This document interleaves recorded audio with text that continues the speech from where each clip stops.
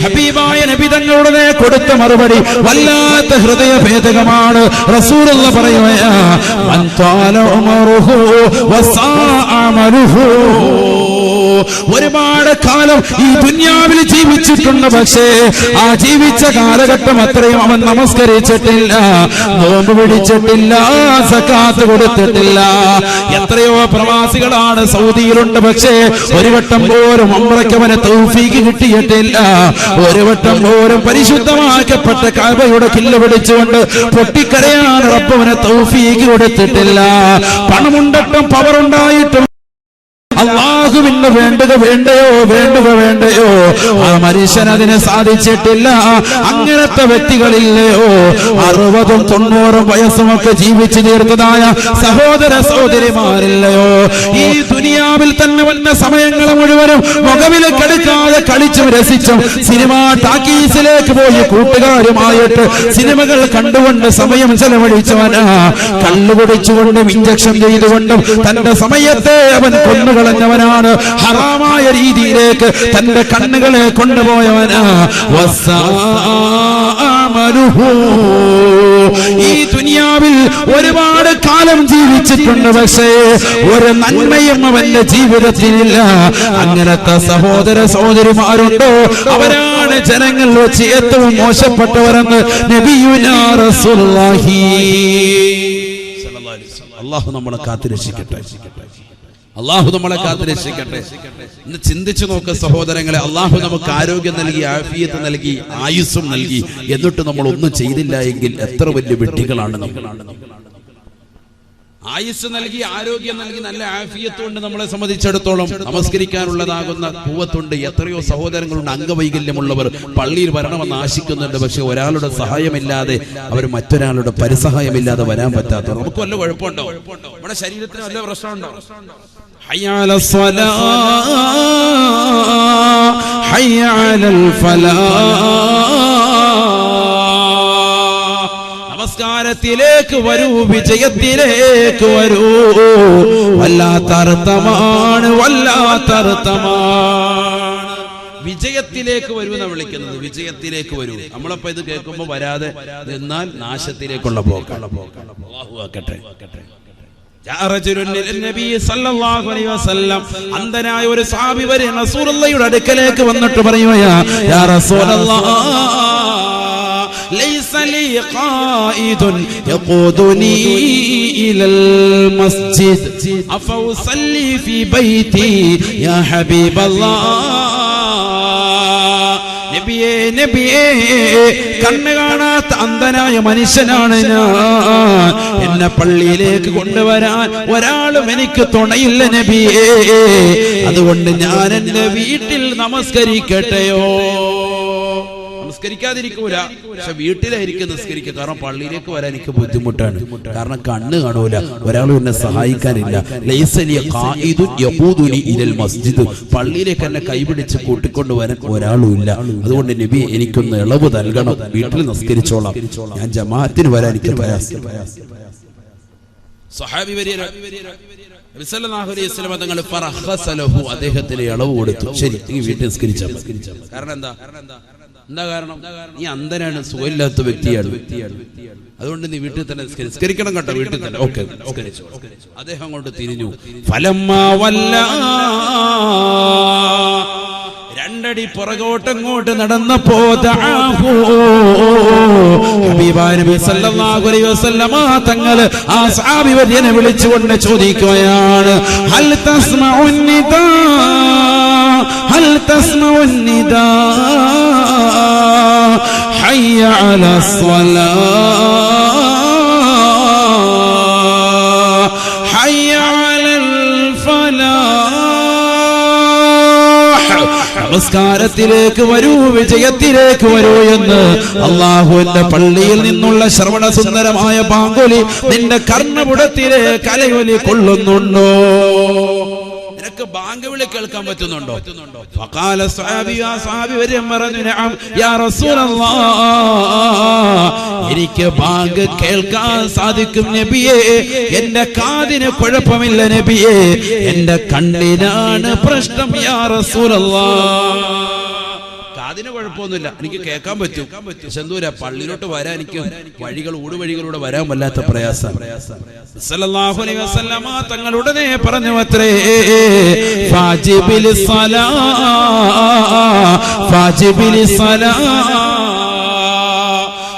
നിനക്ക് കേൾക്കാൻ കഴിയുമെങ്കിൽ ഒരു ഇളവും നിനക്കില്ല, ഒരു ഇളവുമില്ല. നീ കൃത്യമായി ജമാഅത്തിന് വരണേയെന്ന് നബിയുനാ റസൂലുള്ളാഹി. കണ്ണ് കാണാത്ത അന്ധനായ സാബിവര്യനോട് പോലും പരിശുദ്ധ പ്രവാചകന്റെ അധ്യാപനം ഇതാണെങ്കിൽ എന്റെ ശബ്ദം ശ്രവിക്കുന്ന പ്രിയപ്പെട്ടതാകുന്ന പൈക്കമ്മണവാട്ടിയുള്ള ചെറുപ്പക്കാരെ, സഹോദരങ്ങളെ, ഈ ബേബിയുടെ ചാരത്ത് കിടന്നുകൊണ്ട് എങ്ങനെയാണ് നമുക്കുറങ്ങാൻ സാധിക്കുക? പ്രിയപ്പെട്ടവരെ, ബാങ്ക് വിളിക്കുന്നത് കേട്ടാല് ഭർത്താവിനോടൊപ്പം ശയ്യവലംബിക്കുന്ന പ്രിയപ്പെട്ട പെങ്ങളെ, ചാടി എഴുന്നേൽക്കണേ, എഴുന്നേൽക്കണേ, റബ്ബിനെ പേടിക്കണേ, മരണത്തെ ഭയക്കണേ. മരണത്തിന് മുമ്പ് തന്നെ നമുക്ക് റബ്ബിലേക്ക് മടങ്ങണ്ടയോ? തൗബ ചെയ്തുകൊണ്ട് പൊരുത്തപ്പെടിക്കണ്ടയോ?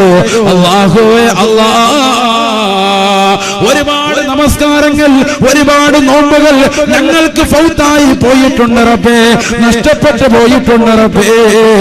ഞങ്ങളത് വീട്ടാം അല്ലാഹ്. നീ ഞങ്ങളെ തൊട്ട് പൊരുത്തപ്പെടണേ അല്ലാഹ്, നീ പൊരുത്തപ്പെട്ടു തരണേ അല്ലാഹ്. നബി സല്ലല്ലാഹു അലൈഹി വസല്ലമ തങ്ങൾ പറയുകയാണ്, നിന്റെ അടുക്കലേക്ക് മലക്ക് വന്നുകൊണ്ട് ആദ്യമായി ചോദിക്കുന്നത് നിന്റെ ആരോഗ്യത്തെ പറ്റിയാ. ഐന ബദനുകൽ ഖവി, ഒരുപാട് ആരോഗ്യമുള്ളവനായിരുന്നല്ലയോ, നല്ല ആരോഗ്യ ദൃഢഗാത്രനായിരുന്നില്ലയോ, ദുനിയാവിൽ നീ കുൻഫു മാസ്റ്റർ ആയിരുന്നില്ലയോ, കരാട്ട മാസ്റ്റർ ആയിരുന്നില്ലയോ, വമാ ദഅഫഹുല്ലൂ, ഇന്ന് നിന്റെ ശരീരത്തെ ബലഹീനപ്പെടുത്തിയതെന്താ? ഇന്ന് നിനക്ക് അനങ്ങാൻ പറ്റാത്തതെന്താണ്? ഡോക്ടർ വന്നുകൊണ്ട് പറയുകയാണ്, കയ്യെന്നുയർത്തണേ, കാലെന്ന് ചരിക്കണേ, ഒരു ഇഞ്ചക്ഷൻ എടുക്കാനാണ്, കഴിയുന്നില്ല നിനക്ക്. ദുനിയാവിൽ നീ കൈകാലുകൾ കൊണ്ട് പലരെയും നീ അടിച്ചവനാണ്, സമൂഹ മധ്യത്തിൽ താറടിച്ചവനാണ്, പലരെ കുറിച്ചും നീ കമന്റുകൾ രേഖപ്പെടുത്തിയവനാണ്, പലരെയും നീ അടിച്ചു നിരത്തിയവനാണ്, പാവപ്പെട്ടവന്റെ മേൽ കുതിര കയറിയവനാണ്, പലരെയും നീ തല്ലിച്ചതച്ചവനാണ്, പലരെയും നീ കൊന്നിട്ടുള്ളവനാണ്, പല അക്രമങ്ങൾക്കും നീ കൂട്ടുനിന്നവനാണ്. പക്ഷേ മരിക്കാൻ കിടക്കുന്ന സമയത്ത് നിന്റെ കൈകാലുകൾ ചലിപ്പിക്കാൻ സാധിക്കുന്നില്ല. മലക്ക് വന്നുകൊണ്ട് നിന്നോട് ചോദിക്കുകയാണ്,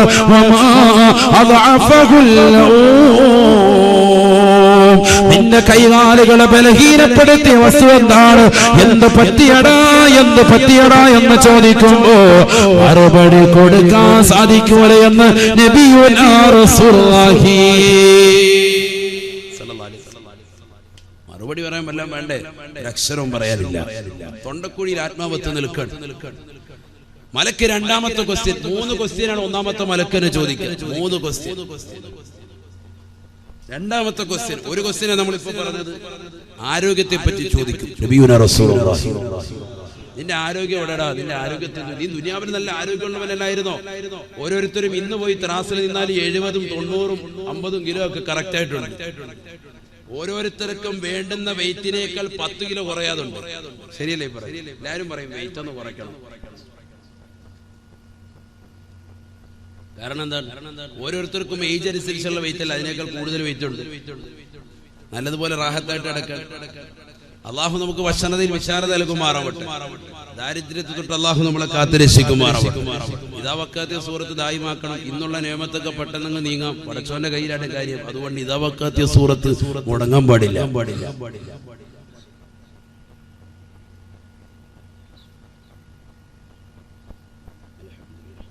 ഇബ്നു മസ്ഊദ് റളിയല്ലാഹു അൻഹു പെണ്ണുങ്ങൾ അധികരിച്ച വ്യക്തിയെന്ന് പറഞ്ഞാൽ അദ്ദേഹത്തിന് പെൺമക്കള് ധാരാളം പെൺമക്കളുള്ള അദ്ദേഹത്തെ വിളിച്ചുകൊണ്ട് നബി സല്ലല്ലാഹു അലൈഹി വസല്ലം കാതിൽ പറഞ്ഞു കൊടുത്തുട, നീ ഓതേണ്ടത് ഏതാണ്? സൂറത്തുൽ വാഖിയ. നീ മാത്രമല്ല നിന്റെ പെൺമക്കളെയും പഠിപ്പിക്കണം. ആര് പറയാണ്? നബിയുനാ റസൂലുള്ളാഹി. അദ്ദേഹം വീട്ടിൽ പോയി പറഞ്ഞു കൊടുത്തു, പെൺമക്കൾക്ക് പറഞ്ഞു കൊടുത്തു. എല്ലാ പെൺകുട്ടികളും ഓതാൻ തുടങ്ങി. നിത്യോതും ഒരൊറ്റ ദിവസം മുടങ്ങൂല. നബി സല്ലല്ലാഹു അലൈഹി വസല്ലം പറഞ്ഞു, നിന്റെ വീട്ടിൽ ഐശ്വര്യം ഉണ്ടാവും, നീ പേടിക്കണ്ട. ഹബീബായ മുഹമ്മദ് മുസ്തഫ സല്ലല്ലാഹു സല്ലല്ലാഹു അലൈഹി വസല്ലം തങ്ങൾ വഫാത്തായി. ശേഷം ഒന്നാം ഖലീഫ അബൂബക്കർ സിദ്ദീഖ് റളിയല്ലാഹു അൻഹു കടന്നു വന്നു. അദ്ദേഹത്തിന്റെ ഖിലാഫത്തിന്റെ കാലഘട്ടത്തിൽ ഒരു സ്വർണത്തിന്റെ കിഴി എടുത്തിട്ട് അദ്ദേഹം കൊടുത്തയച്ചു. ഇബ്നു മസ്ഊദ് റളിയല്ലാഹു അൻഹു പറഞ്ഞു, നമുക്ക് വേണ്ട. എന്താ കാര്യം? അല്ലമനി റസൂലുള്ളാഹി സ്വല്ലല്ലാഹു അലൈഹി വസല്ലം സൂറത്തുൽ വാഖിഅ. അല്ലാഹുവിന്റെ റസൂൽ എന്നെ ഒരു സൂറത്ത് പഠിപ്പിച്ചിട്ടുണ്ട്. സൂറത്തുൽ വാഖിഅ എന്നാണ് അതിന്റെ പേര്. അതെന്റെ പ്രിയപ്പെട്ട പെൺമക്കൾക്കും ഞാൻ പഠിപ്പിച്ചിട്ടുണ്ട്. അതുകൊണ്ട് ദാരിദ്ര്യത്തെ നമുക്ക് പേടിയില്ല, ഒരു പേടിയില്ല. നിങ്ങളിത് തിരിച്ചു കൊണ്ടേക്കും. നമ്മളാണെങ്കിലോ കോടികൾ ആസ്തി ഉണ്ടെങ്കിലും ആരെങ്കിലും 10 രൂപ എവിടെന്നെങ്കിലും തന്നു കഴിഞ്ഞാൽ അപ്പം എടുത്തോളൂ. അപ്പൊ അക്കുന്ന ഏതൊക്കെ മോഡലാണ്. കഴിഞ്ഞ ദിവസം യൂട്യൂബിൽ ഒരു ക്ലിപ്പ് കണ്ട്, ഒരു ജ്വല്ലറിയിൽ നിന്ന് ഒരു പാക്കറ്റ് സ്വർണം വാങ്ങിച്ചിട്ട് ഇറങ്ങിയതാകുന്ന ഒരു കുടുംബം. ഒരാളേ ഉള്ളൂ. അയാൾ നേരെ സാധനം എടുത്ത് വണ്ടിക്കകത്ത് കയറി പുറയിലത്തെ സീറ്റിലോട്ട് വെച്ചു, ഡോർ അങ്ങോട്ട് അടച്ചു. അപ്പൊ ഒറ്റയ്ക്കല്ലല്ലോ കക്കാൻ വരുന്നത്, പല രീതിക്കാണ് കക്കാൻ വരുന്നത്. ജ്വല്ലറിയുടെ വാതിക്കലുള്ള CCTV ക്യാമറയിൽ പതിഞ്ഞതാണ്.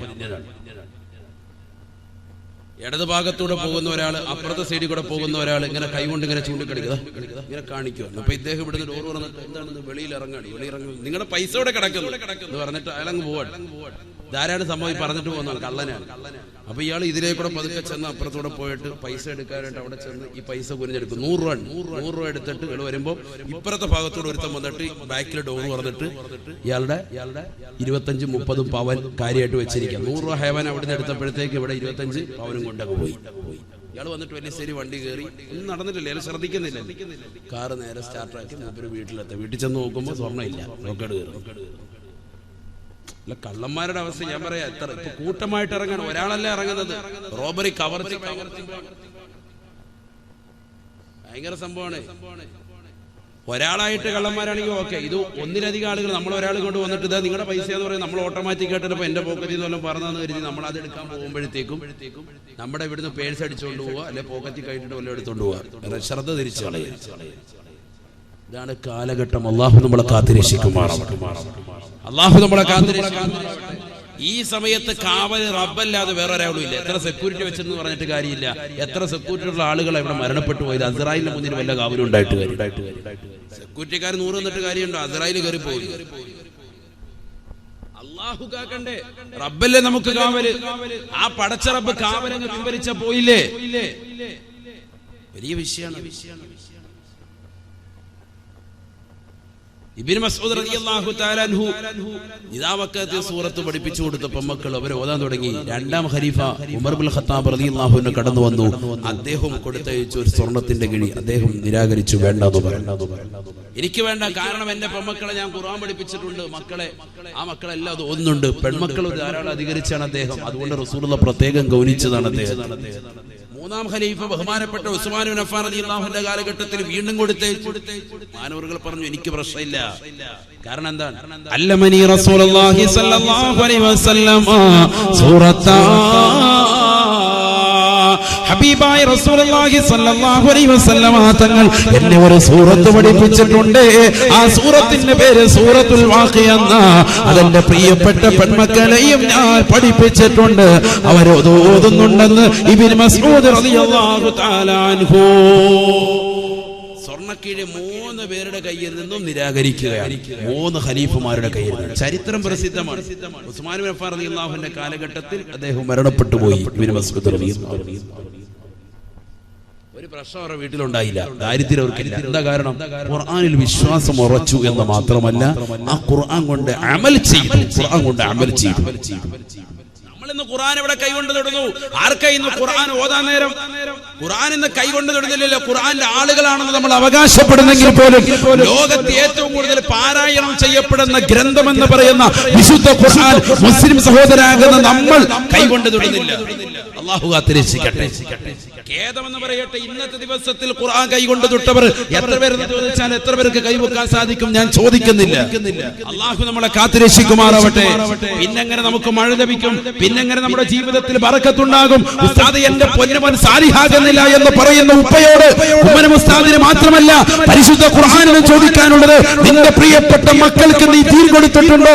ആ മക്കളെ നീ ദീൻ പഠിപ്പിച്ചിട്ടുണ്ടോ? നിങ്ങളുടെ വീട്ടിൽ ഖുർആൻ ഓതുന്നുണ്ടോ? ഖുർആൻ ഓതുന്നില്ല. ലാ തുസ്കിനൂഹുന്ന ഫിൽ ഖുറഫാ വലാ തുഅല്ലിമൂഹുന്നൽ കിതാബ് വഅല്ലിമൂഹുന്ന സൂറത്തൻ നൂർ വഅല്ലിമൂഹുന്ന സൂറത്തൻ നൂർ. ഹബീബായ റസൂലുള്ളാഹി സ്വല്ലല്ലാഹു അലൈഹി വസല്ലമ തങ്ങൾ 1400 വർഷം മുമ്പ് തന്നെ പ്രിയപ്പെട്ട അനുയായികളോട് പറയുകയാണ്, സഹാബത്തേ സഹാബത്തേ ലാ തുസ്കിനൂഹുന്ന ഫിൽ ഖുറഫാ, നിങ്ങളുടെ പ്രിയപ്പെട്ട പെൺമക്കളെ വീട്ടിൽ ഒറ്റയ്ക്ക് താമസിപ്പിക്കരുതേ. വൈക്കം മണവാട്ടി ബീവിയുടെ ഉറൂസിലേക്ക് കടന്നു വരുമ്പോ അതിനു വേണ്ടി പൊന്നുമക്കളെ ക്ഷണിക്കുമ്പോ മക്കള് പറയുകയാണ്, ഉമ്മ എനിക്ക് പരീക്ഷയാണ് ഉമ്മ, ഞാൻ പഠിക്കട്ടെ ഉമ്മ, എനിക്കൊരുപാട് എഴുതാനുണ്ട് ഉമ്മ, എനിക്കൊരുപാട് ഹോംവർക്ക് ഉണ്ട് ഉമ്മ എന്ന് പറഞ്ഞ് വീട്ടിലിരിക്കുന്നതായ പെൺമക്കളില്ലയോ? മഹതികളുടെ ബറക്കത്തില്ലാതെ പൊരുത്തമില്ലാതെ അവരുടെ കുരുത്തക്കേട് കിട്ടുന്ന തരത്തിലാണ് അവർ പോകുന്നതെങ്കിൽ അല്ലാഹുവേ അല്ലാ, ഞങ്ങളുടെ മക്കളെ നീ കാക്കണേ അല്ലാ. ലാ തുസ്കിനൂഹുന്ന ഫിൽ ഖുറഫാ, വീട്ടിൽ ഒരാളുമില്ലാത്ത അവസരത്തിൽ പെൺമക്കളെ ഒറ്റയ്ക്ക് താമസിപ്പിക്കരുതേ എന്ന് നബിയുനാ റസൂലുള്ളാഹി. വാട്സാപ്പും ഫേസ്ബുക്കുമായി കുട്ടികളുടെ സമയം വല്ലാതെ മോശത്തരത്തിലേക്ക് പോകുന്ന കാലഘട്ടമല്ലയോ കാലഘട്ടമല്ലയോ? റസൂലുള്ള പറഞ്ഞ വാക്ക് ഈ കാലഘട്ടത്തിൽ സാക്ഷിയല്ലയോ സാക്ഷിയല്ലയോ? ഇന്ന് സമൂഹത്തിൽ കണ്ടുകൊണ്ടിരിക്കല്ലേ. അള്ളാഹു നമ്മളെ കാത്തിരക്ഷിക്കുമാറാവട്ടെ. ഇന്ന് മൊട്ടേന്ന് വിരിയുമ്പോഴേ കുട്ടികളെ മൊബൈൽ ഫോൺ എടുത്തു കൊടുക്കുക അല്ലേ? 3ാം ക്ലാസ്സിൽ ജയിച്ച ഉടനെ മോനെ നിനക്ക് ടാബ് 3, 4 ജയിച്ചാണ് ടാബ് 4. എന്താ വേണ്ടത്? S4 5S എന്താ വേണ്ടത്? മരിക്കാൻ കിടക്കുന്ന വാപ്പാടി വയ്ക്കുക, ടാബ് എന്ന റാഹത്തായിരിക്കാവോ? ഇതാണ് കളി അവസ്ഥ. അല്ലാഹു കാത്തിരക്ഷിക്കട്ടെ.